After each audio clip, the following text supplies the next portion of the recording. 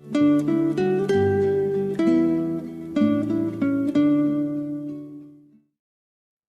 오늘도 사사기 19장에 기록된 이 말씀을 통해서 하나님께서 주시는 은혜를 우리가 함께 나누기를 원합니다.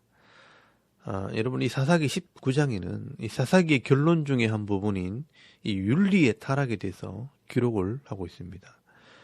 사사기 17장에서 18장까지는 이 제사 제도가 무너지게 된 것을 말씀하고 있다면, 오늘 이 사사기 19장에서 21장까지는 이스라엘 공동체 중에 윤리가 무너지게 되었다는 것을 말씀을 하고 있습니다. 여러분, 하나님과 언약한 백성들이 하나님을 두려워하지도 않고 이 하나님의 말씀을 듣지도 않고 배우지도 않고 순종하지도 않게 될 때 삶이 다 무너지게 된 것입니다. 그래서 오늘 사사기 19장 말씀에 나오는 이야기는 그 중에 대표적인 사건으로 한 레위인 가정의 음란한 삶에 대해서 기록을 하고 있습니다. 여러분, 사사기 19장 1절 말씀에 보시면 이 에브라임 지파에 속한 한 레위인이 첩을 취했다고 말씀을 합니다. 이스라엘의 왕이 없을 때에 에브라임 산지 구석에 거류하는 어떤 레위 사람이 유다 베들레헴에서 첩을 맞이하였더니라고 말씀을 합니다. 여러분, 여기 에브라임 산지에는요, 성소가 있는 곳이고 또 이스라엘의 중심이 되는 지파입니다. 그리고 레위인이면 하나님의 말씀을 백성들에게 가르쳐야 할 사명이 있는 영적인 지도자입니다. 그런데 이 레위인이 세상의 풍속을 따라서 첩을 취한 것입니다. 그런데 여러분, 2절 말씀에 보시면 이 첩이 행음했다고 말씀을 합니다. 여러분, 여기 행음했다는 것은 이 가나안 땅에 있는 우상을 섬겼다는 것입니다. 여러분, 이 가나안 땅에서 우상을 섬기게 되면 호세아서에 나오는 이 고멜처럼 이방 신전에 가서 음란을 행하게 됩니다. 그리고는 그 첩이 자기 친정으로 가버렸습니다. 여러분, 이쯤 되면 이 레위인이 정신을 차리고 자기의 본분을 다하고 사명을 지켜야 하는데, 이 정신 나간 레위인이 그 첩을 다시 찾으러 갑니다. 그래서 여러분, 에브라임에서 유다 땅에 있는 이 베들레헴까지 찾아갑니다. 그리고 그 첩의 집에서 3일을 머물면서 먹고 마시고 즐기다가 이제 집으로 가려고 하는데 그 장인이 보내주지를 않는 것입니다. 그래서 밥 먹고 쉬다 가라 그러고, 밥 먹고 나면 또 하루 더 자고 가라 그러고, 그렇게 5일 동안이나 붙잡혀 있게 됩니다. 도저히 안 돼서 이 레위인이요, 5일째 되는 날 저녁 때 결심을 하고 집을 나서게 된 것입니다. 이렇게 늦게 길을 나서다 보니 금방 해가 저물어서 하룻밤을 유숙을 해야 하는데, 이 베들레헴에서 북쪽으로 올라가면 예루살렘이 나오는데, 당시에는 이 가나안 사람인 여부수 사람이 살고 있었습니다. 그래서 여기는 이방인들이 있어 위험하니 더 올라가서 이 기브아나 라마로 와서 잠을 자기로 합니다. 그래서 이 레위는 베냐민 지파에 속한 기브아에 와서 하룻밤을 지내게 된 것입니다. 근데 보통 이스라엘 사람들은 지나가는 나그네가 있으면 반드시 대접을 해주도록 되어 있습니다. 그런데 아무도 영접하는 사람이 없습니다. 근데 마침 한 노인이 밭에서 일을 하고 오다가 이 레위인을 발견하고 자기 집으로 안내를 하게 되었습니다. 근데 문제는 그 밤에 그 동네에 있는 모든 불량배들과 깡패들이 그 집을 찾아와서 남자를 내놓으라고 합니다. 동성연애를 하겠다는 것입니다. 마치 소돔과 고모라 성처럼 새로운 남자를 이끌어내라고 합니다. 여러분, 22절 말씀에 보시면 그들이 마음을 즐겁게 할 때에 그 성읍의 불량배들이 그 집을 에워싸고 문을 두들기며 집주인 노인에게 말하여 이르되 네 집에 들어온 사람을 끌어내라, 우리가 그와 관계하리라 하니라고 말씀을 합니다. 여러분, 여기 그와 관계한다는 말은 예전 성경에는요, 상관하리라는 말로 번역을 했는데 이 동성연애를 하겠다는 것입니다. 이 말은 이스라엘 백성들이 이 가나안 사람들처럼 우상을 섬기고 오맹을 하는 것이 삶이 되어버렸다는 것입니다. 마치 멸망받은 이 소돔과 고모라 백성들처럼 타락하게 되었다는 것을 말씀하는 것입니다. 그런데 여러분, 그 집 주인이 하는 말을 들어보면요, 기가 막힙니다. 이 불량배들이 남자를 내놓으라고 하니까 내 딸과 이 첩을 줄 테니까 마음대로 하라고 말합니다. 여러분, 24절 말씀해 보시면 보라, 여기 내 처녀 딸과 이 사람의 첩이 있은즉 내가 그들을 끌어내리니 너희가 그들을 욕보이든지 너희 눈에 좋은 대로 행하되 오직 이 사람에게는 이런 망령된 일을 행하지 말라 하나라고 말씀을 합니다.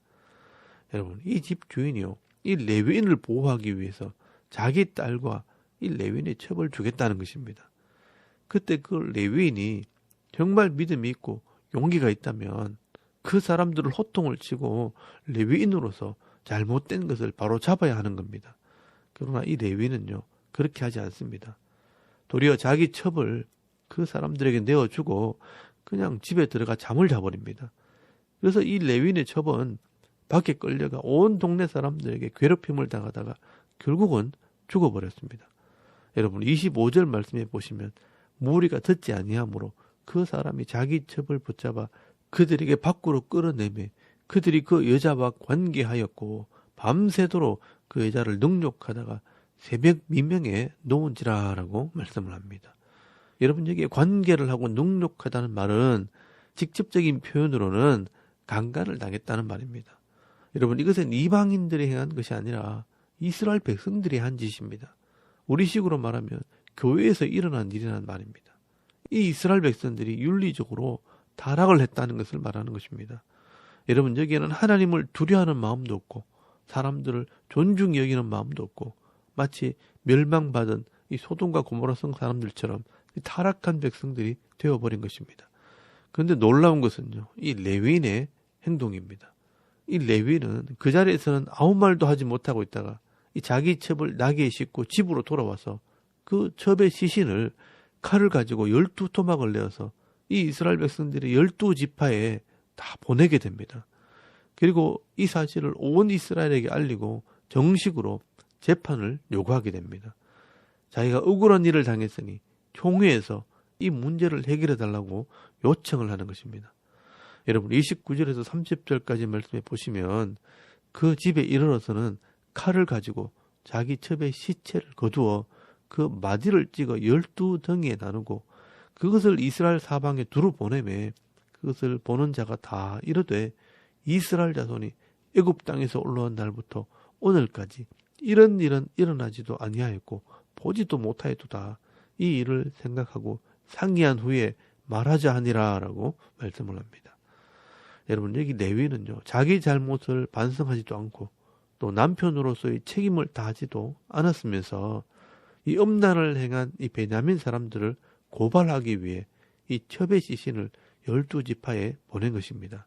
그것도 정상적인 방법이 아니라 이 시신을 토막을 내는 끔찍한 방법으로 사람들에게 알린 것입니다. 여러분, 이 사람의 시신을 토막을 내서 각 지파로 보내는 일은 성경 어디에도 나오지 않는 일입니다. 이런 일은 세상에도 없는 일인데 이 하나님의 백성들 중에서 이런 일이 일어나게 된 것입니다. 여러분, 이 사건 때문에 온 나라의 지도자들이 다 모이게 되고요. 누가 이런 짓을 했느냐고 하면서 결국은 이 베냐민 지파 사람들과 이 이스라엘 백성들이 전쟁을 벌이게 됩니다. 여러분, 이 이스라엘 백성들이 진짜 싸워야 될 가난한 사람들과는 싸우지 않고 이스라엘 백성들끼리 다툼을 벌이게 되고 또 전쟁까지 하게 되는 일이 벌어지게 되는 것입니다. 여러분, 신약 성경에 보면요, 똑같은 일이 벌어집니다. 이 고린도 교회 안에서 이런 음란의 사건이 일어납니다. 아들이 아버지의 첩과 행음을 하는 사건이 벌어진 것입니다. 그런데 여러분, 그때 이 바울은 영적으로 판단을 하고 그 고린도 교회를 책망하면서 이런 일이 교회에서 생겼는데 왜 그냥 있느냐 하면서 호통을 치는 장면이 나옵니다. 여러분, 세상 사람들이야 우리가 막을 수는 없겠지만 적어도 교회와 이 가정에 이런 음란이 들어오는 것은 우리가 막을 수 있다는 것입니다. 여러분, 고린도전서 5장 13절 말씀에 보시면요, 밖에 있는 사람들을 판단한 것이야 내게 무슨 상관이 있어요마는 교회 안에 있는 사람들이야 너희가 판단하지 아니하랴.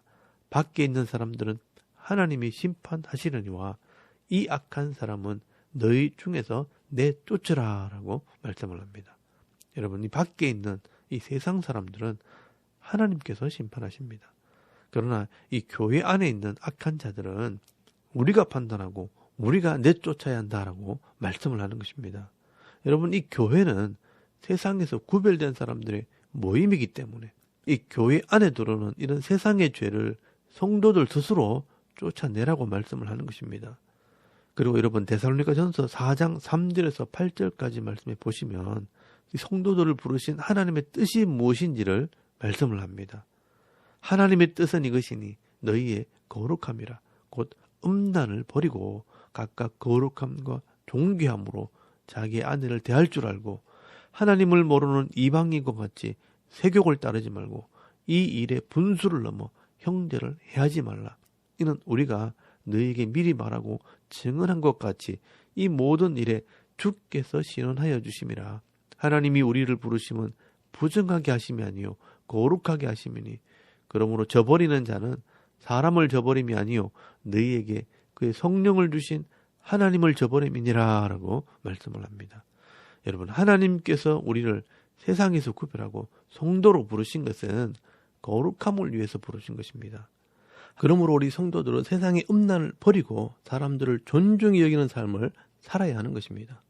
여러분 하나님께서 이 이스라엘 백성들을 죄에서 구별하시고 하나님의 백성이 되게 하신 것도 거룩한 백성이 되게 하기 위해서입니다. 그래서 하나님께서 처음 이스라엘 백성들과 언약을 맺을 때 이 성윤리에 대해서 말씀을 기록해 주셨습니다. 여러분 레위기 율법에 이 성윤리가 몇 장에 기록된 줄 아십니까? 레위기 18장에 기록이 되어 있습니다. 여러분 이 이스라엘 백성들이 이 말씀을 기억하고 자녀들에게 가르쳤더라면 이런 일은 벌어지지 않았을 것입니다. 여러분 세상은 사탄이 지배하고 있고 이 죄악이 관영하고 또 하나님을 두려워하지 않기 때문에 점점 더 악해지고 타락하겠지만 적어도 하나님을 믿는 성도들과 이 교회 공동체는 이런 하나님의 말씀이 삶의 기준이 되어야 하는 것입니다. 그런데 여러분 오늘 본문에 보시면 이 이스라엘 백성들이 이런 음란을 행하고 살인을 하는데도 아무도 지적하는 사람이 없고 말리는 사람도 없습니다. 그래서 여러분 오늘 사사기 기자는 이 하나님의 백성들이 하나님과 언약한 백성들이지만 결국 하나님 말씀을 가르치지 않고 세상과 섞여버리게 되면 이런 끔찍한 일이 벌어진다고 지금 경고를 하고 있는 것입니다. 여러분 하나님께서 기회를 주실 때 또 은혜를 베풀어 주실 때 바른 지도자를 세우고 이 하나님 말씀을 자녀들에게 그리고 후시대 사람들에게 가르쳐야 하는 것입니다. 그렇게 하지 않으면 결국은 교회도 무너질 수 있고 가정도 무너지게 된다는 것을 말씀을 하고 있는 것입니다. 여러분 지금 유럽 교회가 무너지고 영국과 미국의 교회들이 점점 무너지고 있습니다. 여러분 이것이 바로 역사의 교훈입니다. 오늘 저와 여러분도 우리 교회가 무너지지 않도록 나 자신이 바로 서는 것은 물론이요 또 자녀들에게 또 우리 후손들에게 이 신앙의 본을 보이고 또 이 하나님 말씀을 잘 가르침으로 은혜와 복을 받아 누리는 삶을 살아가는 저와 여러분의 이런 영적인 삶의 모습이 되실 수 있기를 주의 이름으로 축원합니다. 아멘. 우리 잠깐 기도드리겠습니다. 오늘도 세상을 닮아가는 것이 아니라 하나님 마음을 깨닫고 거룩하고 아름다운 삶을 살게 하옵소서. 또 나라와 민족과 이 교회와 가정과 자녀들을 위해서 중보기도 하시고 오늘 하루를 하나님께 맡기고 기도하면서 하루 삶을 또 시작할 수 있기를 바랍니다. 다 같이 우리 하나님께 한번 기도드리겠습니다. 살아계신 하나님 은혜를 감사합니다. 오늘 이 아침에 하나님을 예배하게 하시고